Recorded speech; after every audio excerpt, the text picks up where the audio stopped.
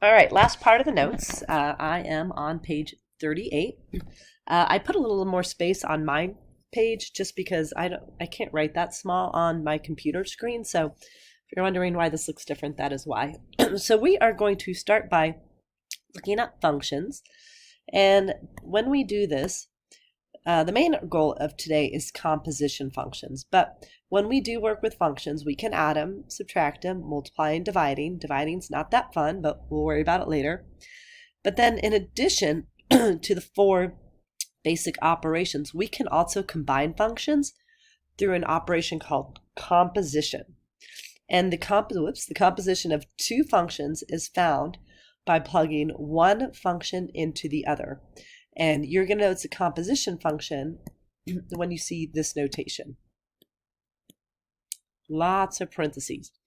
And the result of the composition of two functions is also a function. So let's start out with what we're more comfortable with, the adding, subtracting, the multiplying. Again, the dividing we'll worry about later. You're going to see some different ways that I do this that maybe your Algebra 1 teacher did it differently. So the adding, subtracting, and multiplying that we see are Algebra 1 topics, but we're going to review them.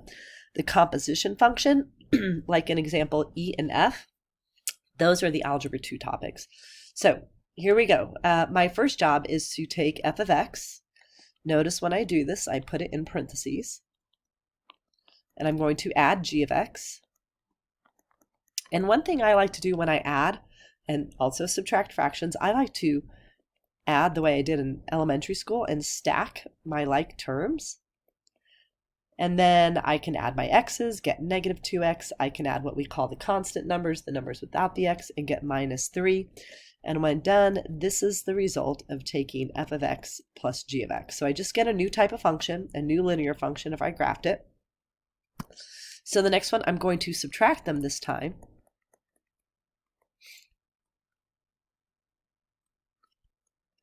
And you always have to be careful about subtracting along with negative numbers. So what I'm going to do now is drop my parentheses and deal with the subtraction, because when I subtract a negative, if you guys can envision I've shown you this where my arms come together as a negative and subtraction sign and make a plus sign. And the same thing would happen here. And now if you notice, it's just all addition, and I could go back and restack my like terms. Oops, and I realized I wrote one of them wrong. Let me fix that real quick. It should be 6x. Okay. And now when I add them up, I'm going to get 10x plus 13. I get a new linear function by combining my two old linear functions, and this is a result of f of x subtract g of x. So, all right, next one. This time I'm going to switch the subtracting. So this time I'm going to take g of x and subtract my f of x. I'm going to drop my parentheses now and deal with this subtraction sign. So it distributes to here and turns into that, and it distributes to the 5 and turns into that. And then again, I can still stack my like terms, but I'll just kind of treat them as negative signs instead of subtraction signs. So when I add up my x terms, I get negative 10x. When I add up the constant terms, you could also have minus 13 if you want. And that is a result of when I take g of x and subtract f of x. All right, next we're going to multiply. So here is f of x. Again, goes in parentheses. Here is g of x. And this is known, maybe you've had an Algebra 1 teacher that used FOIL, where you multiply the first terms, then you multiply the last terms, and then you multiply the inside terms, and then you multiply finally the last terms. And that's great, but that doesn't always work, FOIL, so I don't use that, but I do have another trick. What I say is, you imagine that 4x plus 5, they live together in an apartment, the parentheses are their walls, and so does negative 6 minus 8. And since they live so close to each other, the neighbors need to go meet the neighbors. The math way is we are distributing. So 4x is going to distribute first, and it doesn't distribute to the 5 because it lives with the 5. So it doesn't need to meet 5. It needs to meet negative 6x and minus 8. So when I multiply the 4 and negative 6, I get negative 24. X and x make x squared. When the 4x distributes to the negative 8, I get negative 32x. Now, the 5 will go and distribute or meet the neighbors. So 5 distributes or meets negative 6, and I get negative 30x. Notice I'm stacking my like terms when I do this. And when 5 meets the negative 8, I get negative 40. And then this is my new function. And this is a result when I take f of x times g of x. So we took two linear functions, and this will be our next chapter. We got a quadratic function. All right, let's go to the composition function. So what I'm going to do is rewrite it first.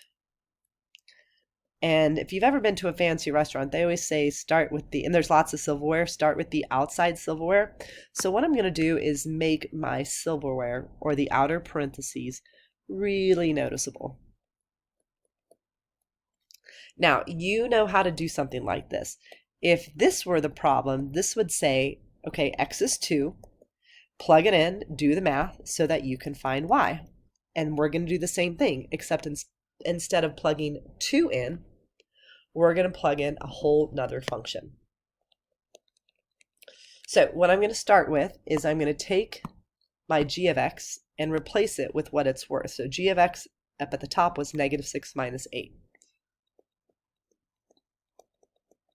So again, if it was this, we would say x is 2. We would substitute 2 in for x. We'd do all the math till we got to a final number. So now what's going to happen is instead of putting 2 in for x, I'm going to put negative 6 minus 8 in for x. So just going up here, I'm going to show you what happens. Here's my function that I'm working with, f of x. This x right here is about to be replaced with negative 6 minus 8. So I'll still have the 4. I'll still have the plus 5, but instead of x, I'll put negative 6 minus 8. All right, so there's the 4. Again, put it in parentheses. And again, what's still there is the plus 5. And now I'm just going to simplify this up. So distribute.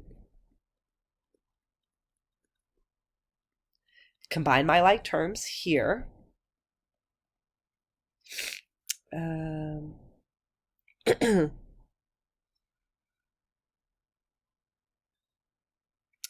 when I put those together, what do I get? Minus 27. So this is a result of my new function, is a composition function. So I put one linear function inside another linear function, and I ended up with a linear function. If I graph that, that would be a line. So let's try another one. Outer parentheses, make them noticeable. I'm going to rewrite it here so it's really noticeable.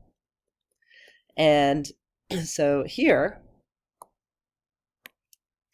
if you saw this, this would mean if x is 2, plug 2 in, do the math, clean it up so that you get a final number. So now what I'm going to do is take f of x and replace it with what it's worth. So f of x, again, is 4x plus 5. And now I'm going to go to g's function, and instead of putting this 2 in for x, so here's g's function.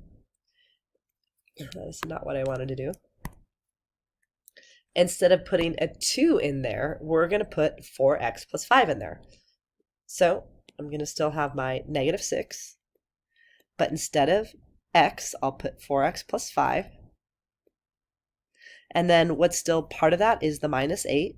So now I can distribute.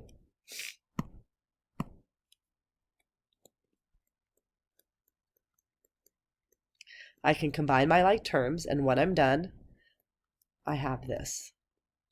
And that's a result of taking f of x and substituting it into g of x. And just for the record, how do you pronounce it? This is pronounced f of g of x, and this is g of f of x. All right, let's go to the bottom half, try that, and then notes are done. So here we are specifically just going to work on composition functions. So going back to those outer parentheses, but to really make it noticeable. And I'm going to take g of x, replace it with 4x minus 2, because that's what g of x is worth. And so just a reminder, instead of putting 2 in for this x,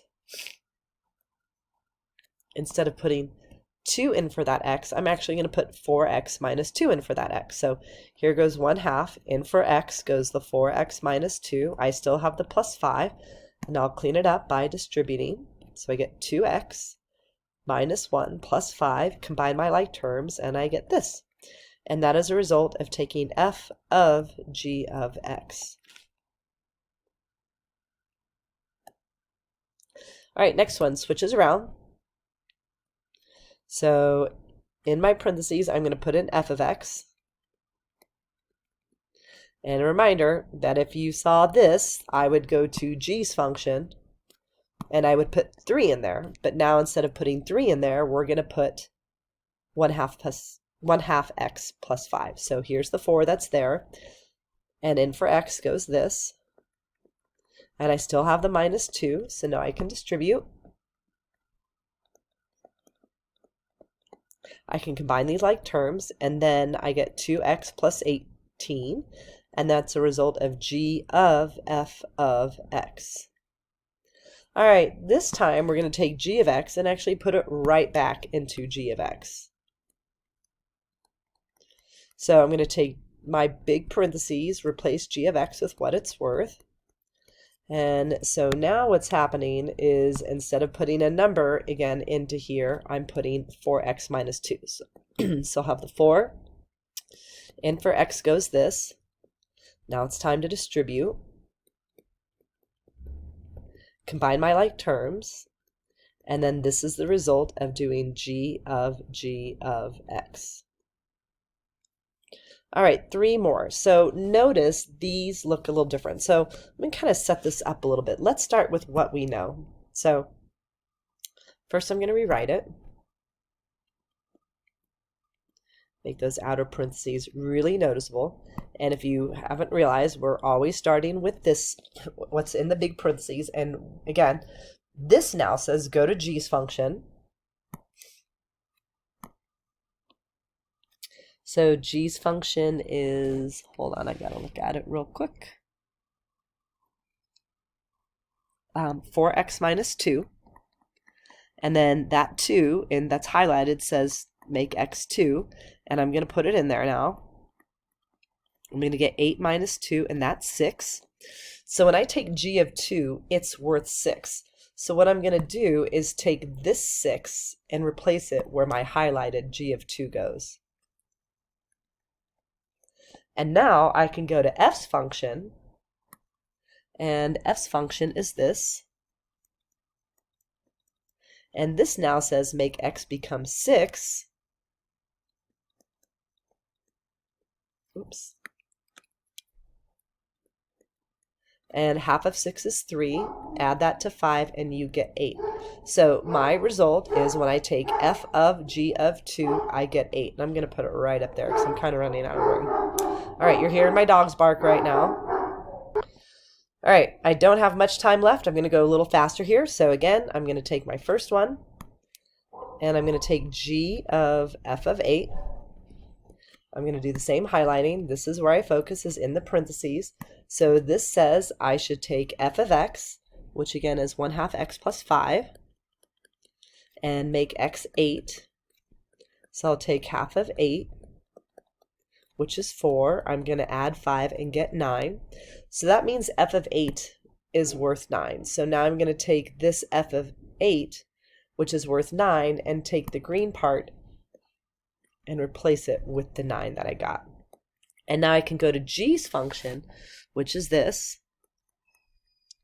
Make x become 9. And then I'm going to take 4 times 9 and subtract 2.